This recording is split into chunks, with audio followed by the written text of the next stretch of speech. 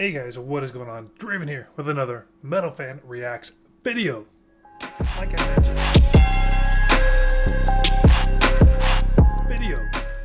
Like I mentioned, on Thursday, I do apologize, but I did try to get a recording of 40 to 1 Sabaton live at the WAC in 2019. Basically, long story short, I edited the video, got it uploaded to YouTube, and then about a minute and a half of the video clip was copyright struck and actually removed from my YouTube from the media group who owns Wacky. And so I reached out to them via email and asked if I could use the concert video for my reaction video. You know, of course, I'll abide by anything they want in terms of legal stuff. And they never responded. So I went back and edited out that minute video, or that minute and a half clip. I muted it and put in my own tunes, and I talked over that minute and a half. Re-uploaded it. And then when I re-uploaded it, a different segment was copywritten and struck and blocked from YouTube. So it was going to be a total of 3.5 minutes. So basically the entire song of the concert was going to be copyright striked. And it's like, okay, I can't talk over the audio of me recording the reaction because it just would look too funky and it wouldn't be good content. So I do apologize. So that video is in the fritz at the moment. We'll see if the media group does reach out and let me use it. Again, I'm not too sure how people are able to have songs on their YouTube channel that I do reaction to that I get copy striked on, but they have it up the full song. I don't know. I'm still a little new to this YouTube thing. Maybe it's because I don't have enough subscribers. Who knows? I don't know. I've tried Googling it. Nothing helps. So I do apologize, guys. But it is Saturday, so let's get it going with Sabaton History Weekend. Every Saturday and Sunday, I'm going to be doing a reaction to Sabaton history. And of course, Soldiers of the Three Armies Part 2 got released on Thursday. And so I'm going to assume next Thursday is going to be Part 3. As you guys saw in my other video, Part 1. So we're going to jump into Part 2 of this Sabaton history recap. And I do apologize, these videos are going to be longer, so it's going to be a 20 to 25 minute video. I will do my best not to pause it as much. But otherwise, guys, let's jump into it. Soldiers of Three Armies Part 2. This is the second part of we're doing it over Skype because we're in quarantine because of Corona trilogy. And the song is Indian Idol's P.O. Box, so I could send him a good headset. So if you guys know his contact, tell him to reach out to me. I'll send him a nice studio quality headset. This is part 2 of Soldier of Three Armies. Now, as you can see, I am not in Germany at the studio because of Corona. I am at my home in Stockholm in my living room. My friend Ryan is filming me. Say hi, Ryan. Hello. My name's Ryan, whatever too. lights we have lying around. Here we go. The Winter War between Finland and the Soviet Union came to its end in March 1940. It had ended with the Finns successfully preserving their independence, but they still found themselves between a rock and a hard place. Many Finns found it hard, if not impossible, to believe that Joseph Stalin would keep his word, and that this was closer to a temporary ceasefire than a lasting peace. In the West, the German war machine was on the move, taking Denmark and Norway. Sweden had kept its neutrality, but had to allow German troops transit rights through its territory. How long could Finland remain independent? In January 1941, Finnish Army Chief of Staff Erich Heinrichs visited Germany to get a clear answer. German High Command assured him that an invasion of Finland was not in their interest, but Adolf Hitler did have a role for Finland to play in a new endeavor, the invasion of the Soviet Union. Thinking that they barely had a choice, they agreed to assist the German war effort, but only under certain conditions. Finland was to be a co-belligerent, not an actual ally. It would not join the tripartite pact, seeing war against the Soviets as separate from World War II, and would only open hostilities to achieve Finnish interests and revenge. For the moment, this was good enough for Hitler. Lauri Tarni had remained in the Finnish army after the Winter War. Word came that this new cooperation offered Finnish veterans the opportunity to train and serve in the German military. See, to many, that was reminiscent of the Great War, when Finnish volunteers had trained in the Imperial German Army, which later founded the Finnish Jäger movement. Those Jägers had served as the backbone of the victorious whites in the Finnish Civil War. Many of those veterans were now part of the higher officer corps and organized the transfer of young volunteers to do the same thing. German High Command, however, insisted that the Finns not be trained by the regular German army, but by the Waffen-SS. The Waffen-SS had evolved as the militarized arm of the regular SS, the notorious instrument of Nazi power. The Nazis saw the Waffen-SS as not only the most elite military force, but also as the bearer of Germanic and Nordic culture in concert with National Socialist ideology. So it welcomed men from the Nordic countries into its rank. Lauri Tarni, now a first officer, was among the 1,400 volunteers that made their way to Germany. What motivated Tarni was not Nazi ideology or the prospect of fighting for Germany.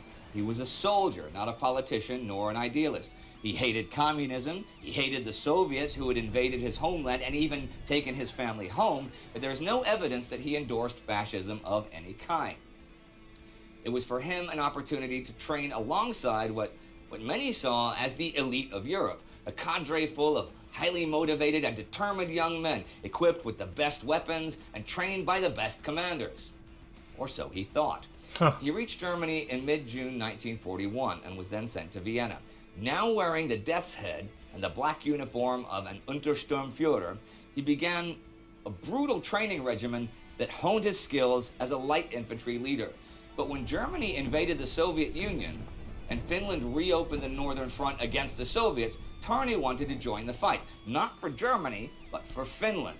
Makes sense. After 7 weeks of harsh training, his contingent was sent back to the Baltic coast to await its deployment on the Eastern Front. Now here, the stories differ. One source says that Tarni was designated too problematic and sent back to Finland.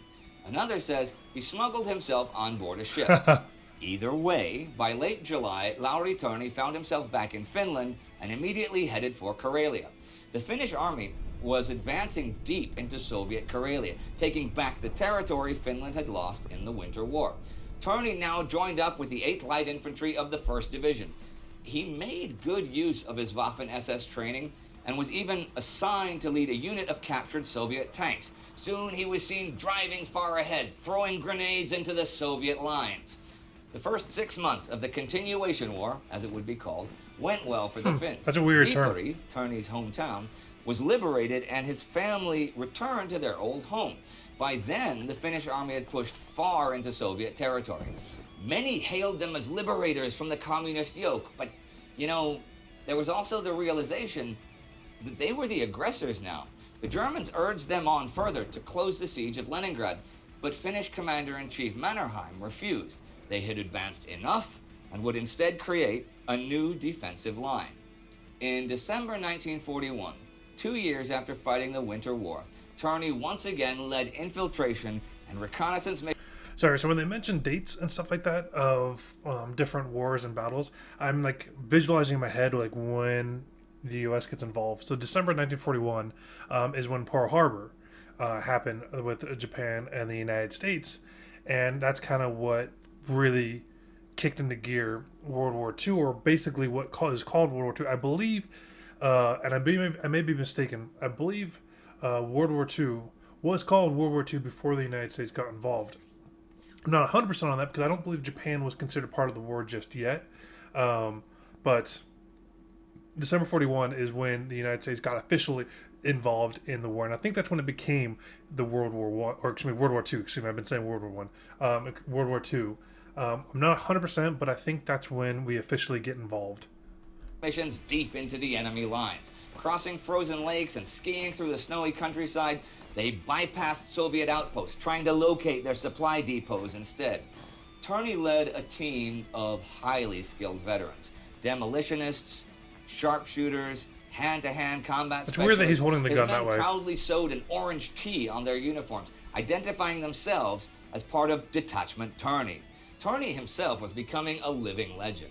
He was already widely respected as an unconventional but highly capable leader, and stories abounded, like how he once stumbled across a position of Soviet soldiers and killed all 30 of them with only his Suomi submachine gun.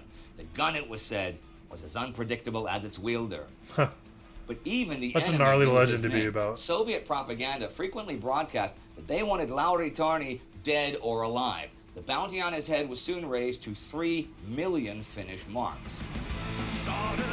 That's pretty cool. I mean, it's crazy to think that much,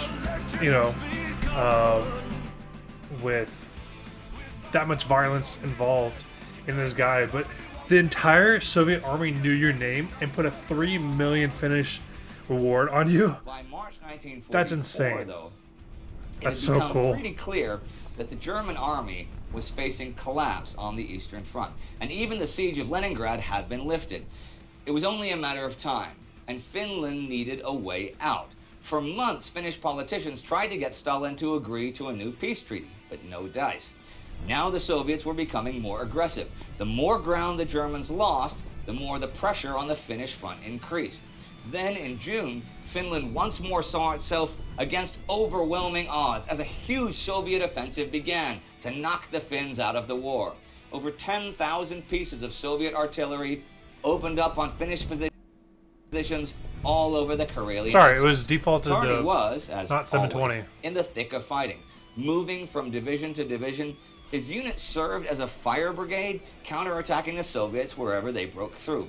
Despite irreplaceable casualties, the Finns held once more. However, this was not sustainable. But after Finnish chief diplomat in Moscow, Juho Paasikivi, openly warned that we will shoot from behind every stone and tree. We will go on shooting for 50 years. We are not Czechs. We are not Dutchmen. We will fight tooth and nail behind every rock and over the ice of every lake. The Soviets were finally willing to speak of peace, on condition that Finland would not only immediately break any relations with Germany and extradite all German personnel from Finland at once. The other conditions for peace were about as harsh as the terms after the Winter War, which we saw in Part 1. But unconditional surrender was avoided. On September 7th, the treaty was signed. Finland once more retained its independence. In the middle of all this, Lauri Tarni had learned that he was to be honored as a Knight of the Mannerheim Cross for his natural and resourceful leadership. No idea what that means, but it's badass. This was Finland's highest military honor for valor and gallantry. Hitler, of course, took Finland's separate peace with scorn and ordered the German soldiers retreating through Lapland towards Norway to scorch the earth behind them. But this was not the end of cooperation between Finland and Germany. The Gestapo, the German secret police, was already starting a new operation called Sonderkommando Nord. This was to assist the Finnish underground that was forming among Finnish veterans. With a secret radio network and weapons deliveries, Finland was to be prepared for guerrilla operations against any Soviet takeover. And while many Finns distrusted the peace, communist influence was growing rapidly in Finland, and Soviet agents and spies were everywhere. It seemed like only a matter of time until Finland would need its soldiers once again. Although Nazi Germany was on the verge of collapse, the Gestapo offered to train Finnish veterans for secret operations. Tarni, always restless, agreed, and by the beginning of January 1945, boarded a German submarine that would take him to the secret training camp. From January to March, Finnish SS and German Gestapo officers taught the volunteers secret communications techniques, coding and encryption, and advanced sabotage and demolition techniques. Training, though, was interrupted by the rapid Soviet advance and was relocated to the Danish border. Tarni stayed there till April, and then here again, the stories differ. One story goes that to escape the Soviets, he made contact with one of Felix Steiner's detachments that were unable to break through to Berlin and instead surrendered to the British. Later, he escaped imprisonment and made his way back to Finland. Another story goes that he grew disillusioned with the Germans and felt deceived. He then escaped the training camp and with false papers made his way through Denmark and Sweden to Finland. Again, either way, by late 1945, Tarni was once again back in Finland, back in civilian life. The warrior came home, for now. But his story does not end here, for he was a soldier of 3 armies, and this was but the second. That's so crazy. Imagine being that legendary, that you have like that much legend and stories behind your name. That's so cool. Just for a soldier and someone who started off really low rank, just fought his way all throughout Europe like that. That's so crazy. That's so gnarly. A little more, I'm not going to say serious, because since all of your songs are military history, they all obviously cover serious topics of life and death. But it's a little darker, And I know it's a little more controversial because of the specific subject matter of who Lowry was fighting with. But before we talk about this, you said you've actually been to his grave, right? Yes, I've been to Arlington. Is it once or twice? I can't remember, actually. But yeah, I had to go and, search on the computer to find his lot number. And man, there's a lot of graves, a lot of dead soldiers there. Yeah. I've never actually been. You'd think it, as a historian and a military historian, that'd be a place that'd be big on my bucket list. But if he's talking about the Arlington Cemetery, which I believe he is, I'm going to have to look it up real quick. Just had to look it up. So he is buried at the Arlington Cemetery, Section 60, Site 8136. I actually went there. I mentioned this before. Time to have a couple pictures right there. I mentioned this before. I actually went to Washington, D.C. On behalf of the Army. I was working as a contractor for the Army National Guard of the United States of America, and we got to go to the Arlington Cemetery, and I got to see the tomb of the unknown soldier. I got to see a lot of different gravestones. Of course, the Kennedys are buried there, and it's actually really surreal to be on the hill, and the hill is one of the higher points of this because it goes down, like it swoops down like this, and it's surreal to see that many tombstones. I think it's a wonderfully done. It sounds weird to call a graveyard wonderfully done, but it's a very respectfully done tourist attraction, if that makes any kind of sense. It's very, I don't know the correct words. It's very pristine. So when you go there, it's hard to not take it seriously, and it's hard to goof off and to not pay your respects. Like, I was walking with the group of people I was with the Army. We had a Torres, we had a Valencia, we had a Harris, and we had a couple other guys that I forgot the last name too. And we're walking with them, and they weren't talking at first. And we're walking up the hill, and it's a pretty steep hill. It's like the hills of San Francisco. It's a pretty steep hill. And Valencia is a friend of mine, and we play video games a lot together. We hang out a lot out here in Idaho. And I was like, I'm like, are we not supposed to talk? He's like, no. And he's like, a lot of people are from our battalion, because battalion numbers stay with you. So Army battalion that got created in whatever time, people cycle through it and cycle in it. So that battalion number stays the same. So he's like, there's people from our battalion that fought in World War I or whatever are buried out here. I was like, oh, that's gnarly to think about. Anyway, so Arlington National Cemetery is by far, you have to, if you end up going to Washington, D.C., all the national monuments are all within 5 minutes of each other, outside of the Arlington National Cemetery, which you have to take a train to. But the George Washington Monument, Abe Lincoln Monument, World War II Monument, Vietnam, Korea War, all those things are all within walking distance of each other. And I've posted videos and photos of that before, so they're probably cycling through right now. But it's something awesome. If you like history, that's an awesome place to check out. Anyways, got off topic. Surprised he hasn't gone there. Okay, find me his contact information. I'm going to reach out to him. I'm going to invite him to the Arlington National Cemetery, and I'm going to send him a headset. That's true. Yeah, that's true. Now, question. Now, what they might not know, because we haven't mentioned it, it's going to be mentioned in part 3. Later in life, after the things that happened in this episode, Lowry Turney changes his name to Larry Thorne, right? Yeah. And of course he's buried in Arlington because he did some service with America. It's not too much of a spoiler to say that he did stuff with the Americans. Does his grave say Lowry Allen Turney, or is it just Larry Thorne, or what is it? Larry Thorne. Maybe there was something, I can't remember now, but maybe we got a clip of that. Okay. Somewhere. Yeah, let's see it. Oh, sick! He went. Oh, okay. I didn't realize he actually went. That actually just gave me goosebumps. Oh my god! That just seeing it again. It's hard. It's so hard to see that. That just gave me massive goosebumps. Just seeing him walk up that hill. But like I said, it's a massive hill. But yeah, look at that. Look at the So he fought in Vietnam. He died in a helicopter accident? That's gnarly. Well, here we are. Larry Allen Thorne. Oh my god. See, it's so gnarly.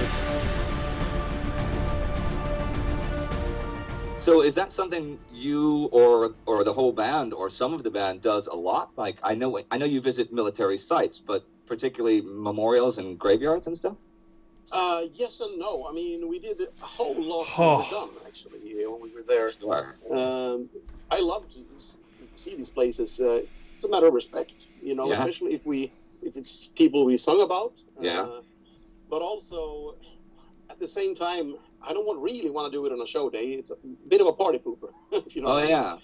yeah. But Arlington seemed, I would recommend anyone who is in the DC area to go there.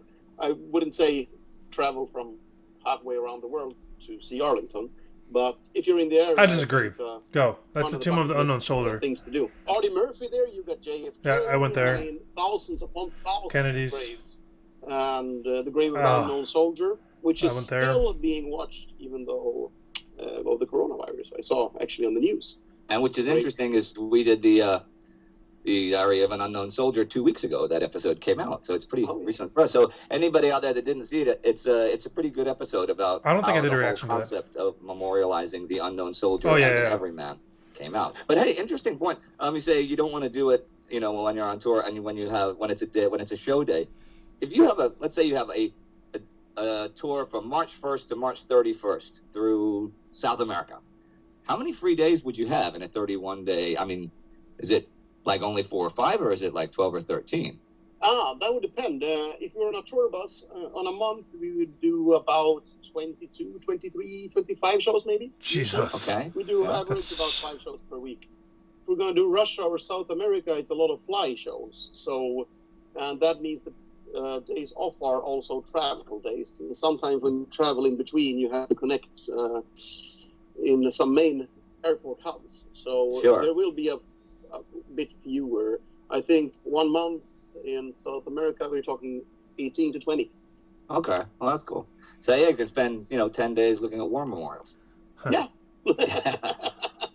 I'm giving everybody ideas. That's me making them always think. That's my job in life.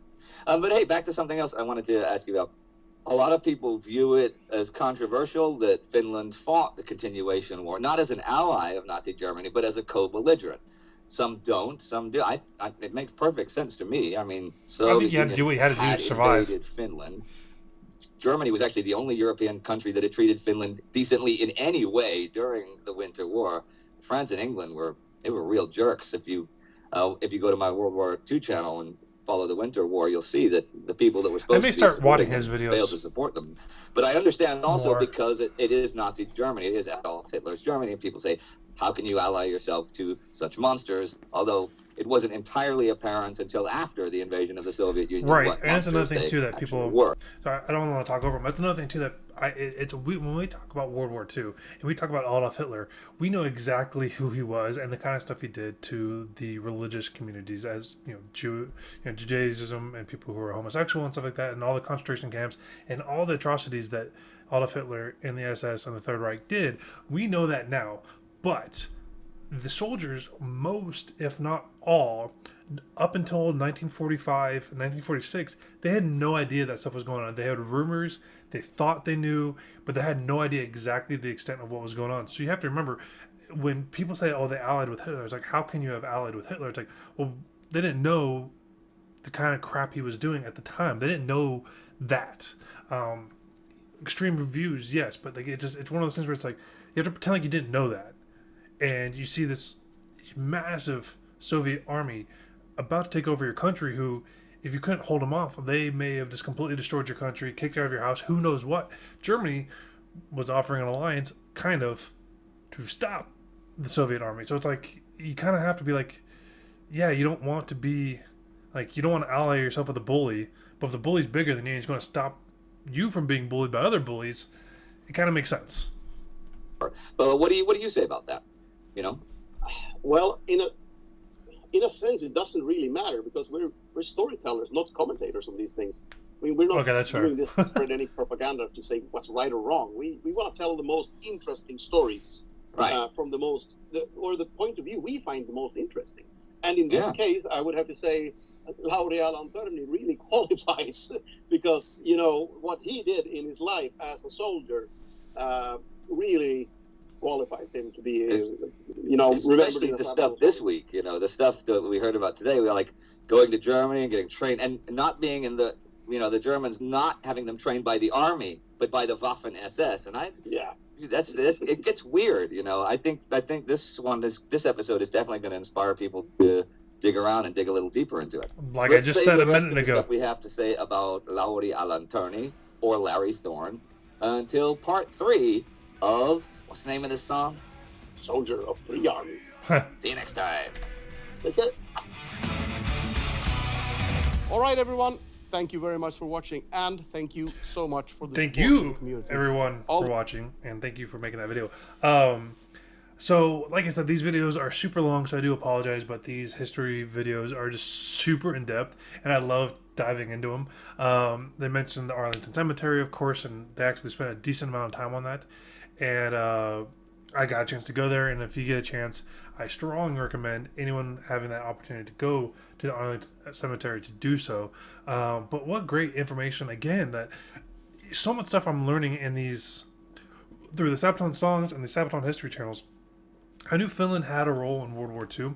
I didn't realize it was that much of a, they sided with the Soviet Union to give them some space, but then like they weren't happy with those terms, so they had Germany come help them, and then Alan Turney just kind of jumped. Like he went from the Finnish army and then fought with the Germans. Like that's so unbelievable, the tenacity of him, that he wanted just to protect his homeland, and all of it was for is to protect his homeland. He didn't give a crap about the politics. He didn't give a crap about any of that. Just wanted to protect his homeland and his family. And like in the end, I think instinctively we all want to protect our family.